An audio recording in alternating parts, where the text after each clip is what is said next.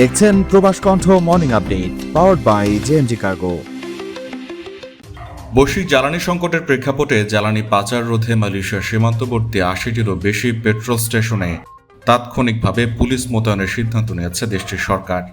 মালয়েশিয়ার রাষ্ট্রীয় সংবাদ সংস্থা বার্নামা সহ বেশ কয়েকটি গণমাধ্যম জানিয়েছে, স্বরাষ্ট্রমন্ত্রী সাইফুদ্দিন নাসুরুন ইসমাইল বলেছেন, বিশ্বব্যাপী জ্বালানির মূল্য বৃদ্ধির কারণে পাচারের ঝুঁকি উল্লেখযোগ্যভাবে বেড়েছে, যা নিয়ন্ত্রণে এই পদক্ষেপ নেওয়া হয়েছে। তিনি দেশটির পুলিশ মহাপরিদর্শক মোহাম্মদ খালিদ ইসমাইলকে নির্দেশ দিয়েছেন উচ্চ ঝুঁকিপূর্ণ সীমান্ত এলাকায় পুলিশ সদস্য মোতায়েনের জন্য, যাতে পেট্রোল স্টেশনগুলোতে কঠোর নজরদারি নিশ্চিত করা যায়।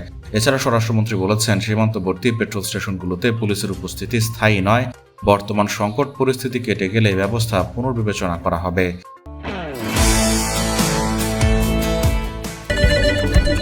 জি, আপনার শিপমেন্ট কল পাঠানো হবে। 5 থেকে 7 দিনের মধ্যে ডেলিভারি। গ্রাহকের প্রত্যেকটি পণ্যের নিরাপত্তা নিশ্চিত করা। প্রতি সপ্তাহে শিপমেন্ট। বাংলাদেশের সব জেলায় delivery service. JMG cargo and logistics Malaysia 95 Jalan Tun HS Lee city centre, Kotaraya RHB bank ও মে ব্যাংকের পাশে। বিস্তারিত জানতে ও বুকিং দিতে হোয়াটসঅ্যাপ করুন।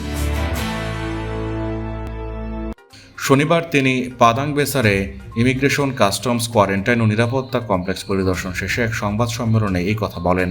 তিনি আরও বলেছেন, মন্ত্রিসভার নির্দেশনার ভিত্তিতে এই সিদ্ধান্ত নেওয়া হয়েছে, যেখানে সীমান্ত এলাকায় নিরাপত্তা জোরদারে পুলিশ সহ অন্যান্য সংস্থার সম্পৃক্ততা বাড়ানোর প্রয়োজনীয়তা বিবেচনা করা হয়। বার্নামার প্রতিবেদনে বলা হয়েছে, এর আগে দেশটির যোগাযোগ মন্ত্রী ফাহামি ফাজিল জানিয়েছিলেন, সীমান্তবর্তী পেট্রোল স্টেশনগুলোতে একাধিক গ্রেপ্তার অভিযানের তথ্য পর্যালোচনা করে এই উদ্যোগ গ্রহণ করা হয়েছে। এসব তথ্য দেশটির অভ্যন্তরীণ বাণিজ্য ও জীবনযাত্রার ব্যয় বিষয়ক মন্ত্রণালয় মন্ত্রিসভায় উপস্থাপন করে।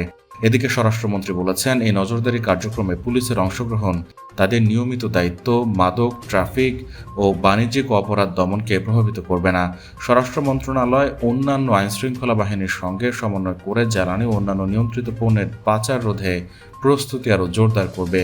চলতি বছরের জানুয়ারি থেকে মার্চ পর্যন্ত কেদাহ, পার্লিস এবং পেরাক সহ জেনারেল অপারেশন ফোর্সের নর্দার্ন ব্রিগেডের আওতাধীন এলাকায় জ্বালানি ও অন্যান্য নিয়ন্ত্রিত পণ্য পাচারের মোট 735টি মামলা রেকর্ড করা হয়েছে, যার জব্দকৃত পণ্যের মূল্য 2.81 বিলিয়ন রিঙ্গিত। এছাড়া এসব ঘটনায় মোট 1460 জনকে গ্রেপ্তার করা হয়েছে বলে জানিয়েছেন স্বরাষ্ট্রমন্ত্রী।